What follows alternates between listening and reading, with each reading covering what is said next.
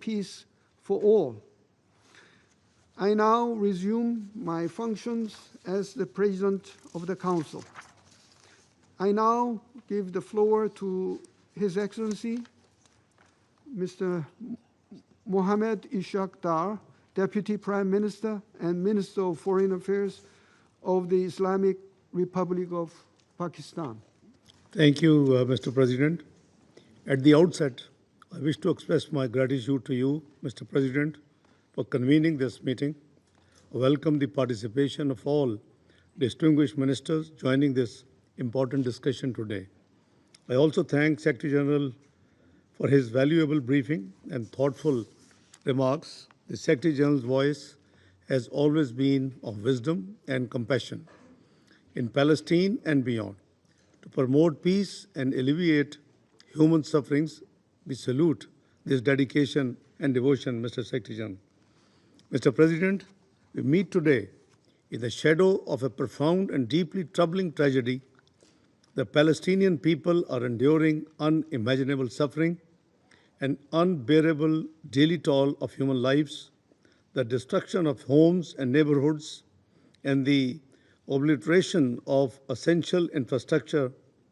Hospitals, schools, and markets lie in ruins. Roads and utilities have been shattered. The very fabric of society has torn apart. Over 64,000 lives have been lost, and over 100,000 have been injured. These are not mere statistics. They were grieving mothers, anguished fathers, suffering children, and revered elders. The devastation is immense. The grief is immeasurable. The world must not remain silent. The humanitarian situation in Gaza has reached catastrophic proportions. Starvation grips the population, and famine has taken hold. According to the latest Integrated Food Security Phase Classification (IPC) analysis, famine is now a reality in Gaza City, putting over 500,000 people at grave risk. In Khan Yunis and Deir al-Bala, famine looms imminently, threatening countless more lives. The ongoing military operations in Gaza City inflict a relentless toll. Dozens of Palestinians are killed each day, entire families displaced, and communities torn apart. Already, 300,000 people have been uprooted, and nearly 1 million face imminent displacement. The roar of fighter jets, the plumes of smoke from tank fire, and the collapse of buildings. What must this relentless violence mean for women, children, and the most vulnerable? And what of the hostages caught in the crossfire, whose lives hang in the balance? Mr. President, in the West Bank, illegal settlement expansion continues unabated. The latest E1 plan is grave violation of international law and relevant UN resolutions, as well as a stark manifestation of settler colonialism in the 21st century, a blow to the two-state solution. Mr. President, the time for action is upon us. Pakistan calls for the following urgent and concrete measures. 1. An immediate, unconditional, and permanent ceasefire to halt the bloodshed and prevent further loss of lives. 2. Full unhindered humanitarian access to Gaza and the immediate lifting of the blockade to allow life-saving aid to reach those who are in need. 3.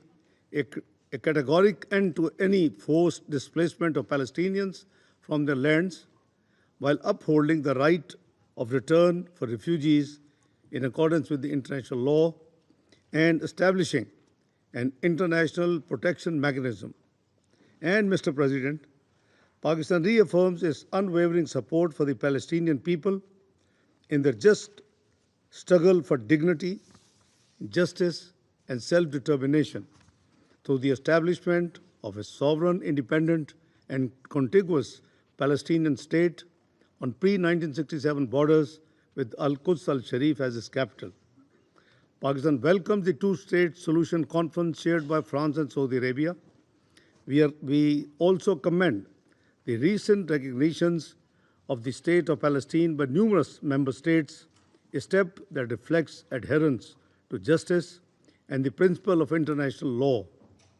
Pakistan had the honor to be among the first few countries to recognize the state of Palestine following the Declaration of Independence in 1988.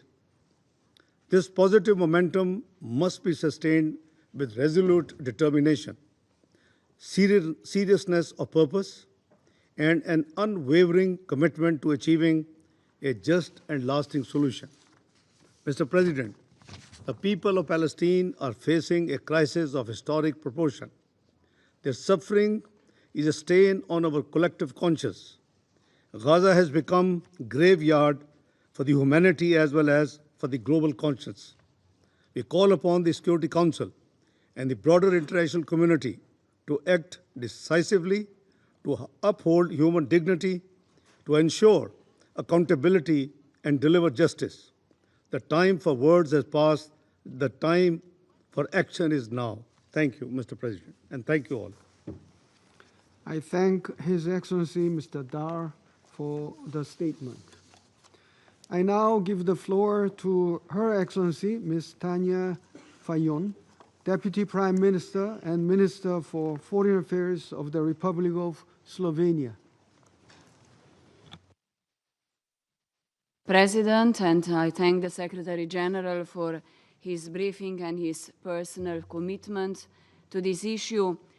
Mr. President, upon entering the UN Security Council, Slovenia felt the heavy weight of responsibility of this council to uphold international peace and security, a weight that translates to upholding international law and rejecting double standards, choosing global benefit over national interests, being ready for difficult conversations with partners and instead of silence. Everyone who enters this Security Council or is a permanent member of this body should know that membership entails a responsibility to act. And it does not matter whether a threat to peace and security is unfolding in Ukraine or in Gaza. In both of these conflicts, international law is disregarded blatantly and red lines crossed persistently. Excellencies, this year we again witnessed immense numbers of deaths among civilians in armed conflicts, with many of them being women and children, lives shattered by starvation and displacement. Let us be reminded we have built a system that should prevent atrocities, and we promised a never again. Yet what we saw this year was a Security Council paralyzed by disrespect of this Council's resolutions and disregard of decisions of international courts. Colleagues, we should stand up to this. When politicians facing charges for war crimes and crimes against humanity are walking free, while judges are put under sanctions, we cannot afford to remain silent without becoming complacent. Let me be clear, when all rules and obligations of the international system we had constructed fail, this itself is a threat to international peace and security. Mr. President, Gaza has become a textbook example of failure of international community. It has become a place in which people dread the nightfall and fear what a new day will bring. Gaza has become the